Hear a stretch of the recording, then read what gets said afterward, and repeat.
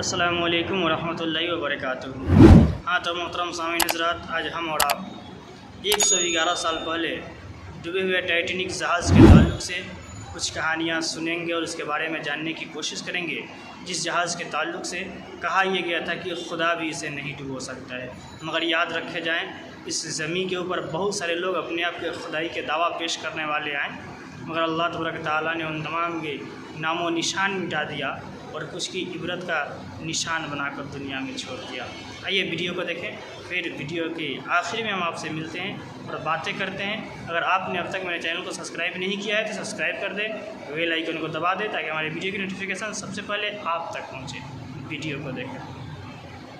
समुंदर तले दफन एक रहस्य, इतिहास के पन्नों में दर्ज एक ऐसी दुखद घटना जिसने संपूर्ण विश्व को हिलाकर रख दिया। ये घटना उस जहाज की है जिसे सदी का सबसे विशाल और कभी न डूबने वाला जहाज कहा जाता था। इसका नाम है RMS टाइटैनिक। दोस्तों, टाइटैनिक की कहानी शुरू होती है 19वीं शताब्दी की शुरुआत से। उस समय जर्मन और ब्रिटिश में होड़ मची थी बड़े बड़े जहाज का निर्माण करने की। इसलिए ब्रिटेन सरकार ने एक ऐसा जहाज बनाने का फैसला लिया जिसकी सजावट और कद एक आलीशान महल से भी बड़ा हो, जो इस सदी का सबसे बड़ा जहाज कहलाए। इसलिए ब्रिटेन सरकार ने व्हाइट स्टार लाइन कंपनी को जहाज बनाने के लिए करोड़ों डॉलर का लोन दिया। इसके बाद 31 मार्च 1909 में नॉर्थ आयरलैंड के बेलफास्ट में शुरू हुआ टाइटैनिक का निर्माण।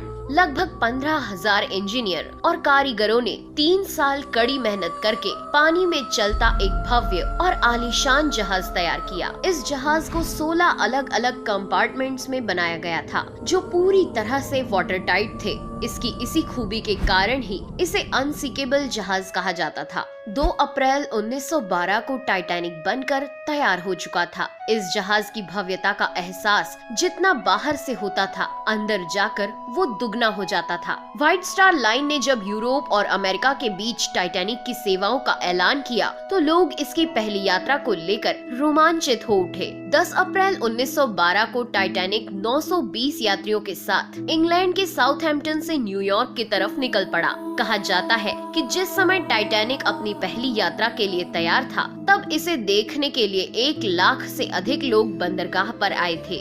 साउथहैम्पटन से निकलकर टाइटैनिक 42 किलोमीटर प्रति घंटे की रफ्तार से शाम को शेबोर्ग फ्रांस पहुंचा और यहां से 274 यात्रियों को लेकर टाइटैनिक क्वींसटाउन आयरलैंड पहुंचा और यहां से भी 123 यात्रियों को लेकर टाइटैनिक अपने अंतिम सफर न्यूयॉर्क के लिए रवाना हुआ। टाइटैनिक जब आयरलैंड से निकला तब टाइटैनिक को उसके रास्ते पर आइसबर्ग मौजूद होने की पहली चेतावनी मिली, लेकिन जहाज के कप्तान एडवर्ड जॉन स्मिथ ने इस चेतावनी पर कुछ खास ध्यान नहीं दिया और जहाज की रफ्तार कम नहीं की, जो कि अपनी फुल स्पीड में समुद्र को चीरता हुआ आगे बढ़ रहा था। रात होते होते कप्तान एडवर्ड स्मिथ को लगभग 6 चेतावनी वाले संदेश अन्य जहाजों द्वारा दिए जा चुके थे, लेकिन कैप्टन स्मिथ ना ही जहाज की रफ्तार कम करना चाहते थे और ना ही इन चेतावनी को गंभीरता से लेने वाले थे, क्योंकि कैप्टन स्मिथ अपने आखिरी रिटायरमेंट और टाइटैनिक की प्रतिष्ठा में एक और रिकॉर्ड जोड़ना चाहते थे। वे टाइटैनिक को विशाल जहाज होने के साथ इस सदी का सबसे तेज जहाज होने का दर्जा भी दिलवाना चाहते थे। 14 अप्रैल की उस अंधेरी रात को कैप्टन स्मिथ ने सुरक्षा बरतने के लिए जहाज के 2 क्रू मेंबर्स फ्रेडरिक फ्लीट और रेगिनाल्ड ली को जहाज के ऊपर निगरानी के लिए तैनात किया,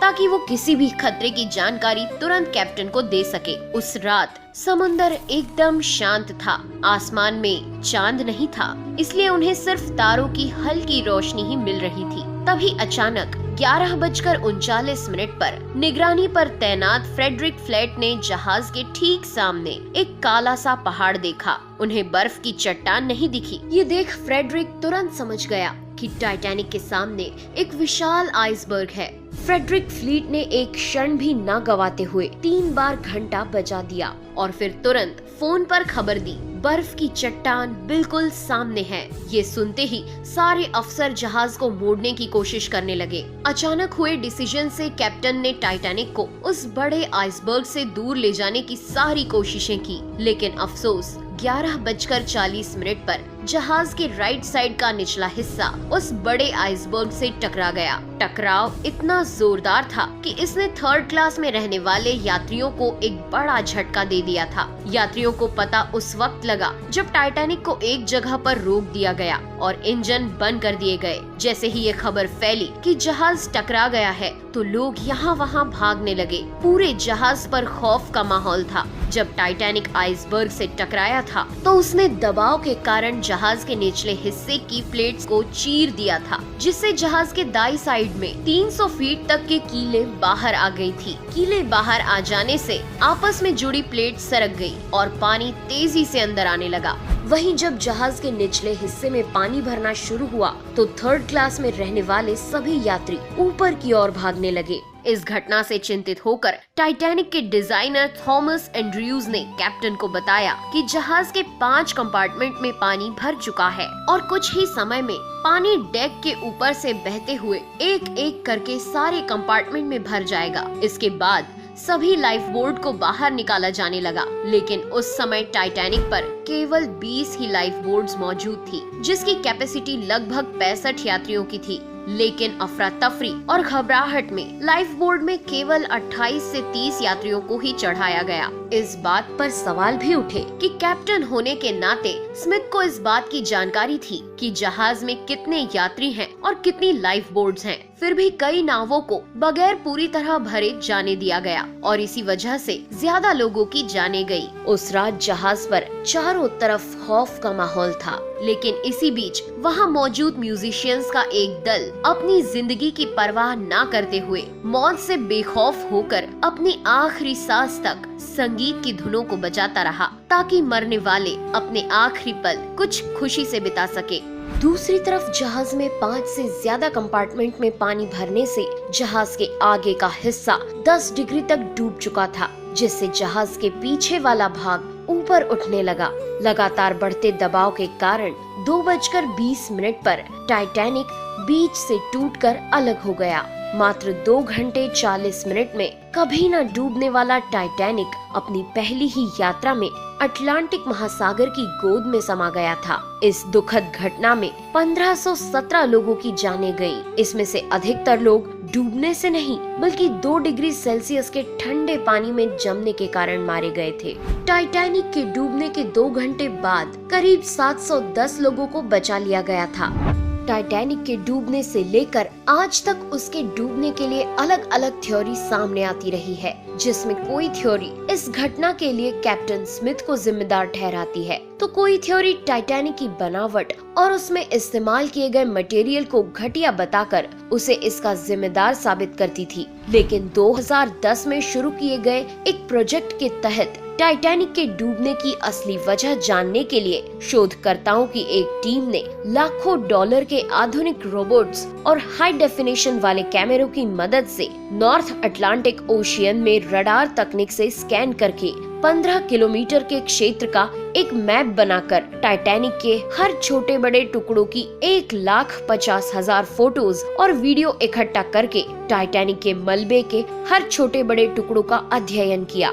और लगभग 2 साल की कड़ी मेहनत के बाद सन 2012 में इस टीम ने टाइटैनिक को वर्चुअली तैयार करके इसके डूबने की असली वजह को जानने का प्रयास किया। टाइटैनिक के डिजाइन और उसको बनाने में इस्तेमाल मटेरियल पर कई तरह के एक्सपेरिमेंट करने के बाद टीम ने पाया कि टाइटैनिक के डिजाइन में कहीं कोई कमी नहीं थी और ना ही उसमें इस्तेमाल किया गया मटेरियल घटिया क्वालिटी का था। दरअसल इस टीम के मुताबिक रिसर्च में पाया गया कि टाइटैनिक के डूबने का मुख्य कारण उसकी तेज रफ्तार थी, क्योंकि तेज रफ्तार से जब आइसबर्ग टकराया तो उससे हजारों टन का दबाव जहाज के निचले हिस्से पर पड़ा और इससे दबाव वाली जगह पूरी तरह क्षतिग्रस्त हो गई और फिर जहाज के 5 कंपार्टमेंट में पानी भर जाने से जहाज आगे से डूब गया। आज टाइटैनिक का मलबा कनाडा न्यूफाउंडलैंड से करीब 600 किलोमीटर दूर 4 किलोमीटर नीचे गहराई में पड़ा हुआ है, जिसकी तलाश एक अरसे से होती रही है, लेकिन कामयाबी 1985 में मिली। उसके बाद से अभी तक 700 से भी ज्यादा तैराक इस ऐतिहासिक मलबे के पास जा चुके हैं। हालांकि 100 साल पूरे होने से इसे पानी के नीचे की धरोहर में शामिल कर लिया गया है। जिसके बाद टाइटैनिक के मलबे का संरक्षण अब संयुक्त राष्ट्र की सांस्कृतिक एजेंसी करती है, ताकि इसके मलबे को गैर वैज्ञानिक और अनैतिक खोजों से बचाया जा सके। खैर, अभी तो 100 साल ही हुए हैं। हो सकता है आने वाली सदियों में समुद्र से टाइटैनिक के ये निशान भी खत्म हो जाए, लेकिन कोई भी आइसबर्ग उस टाइटैनिक को नहीं डुबो सकता जो करोड़ों अरबों दिलों में तैर रहा है। तो दोस्तों, आपको आज का ये वीडियो कैसा लगा कमेंट करके जरूर बताएं। वीडियो पसंद आया हो तो लाइक करें, शेयर करें। फिर मिलेंगे अगले वीडियो में नए एपिसोड के साथ। तब तक के लिए अपनी दोस्त नेहा आगरकर को दीजिए इजाजत। नमस्कार। हाँ तो दोस्तों, आपने वीडियो को देखा, बहुत अच्छा लगा। शेयर कीजिए, अपने दोस्तों तक पहुँचाइए ताकि हर लोग इस जहाज़ के ताल्लुक से जान सके।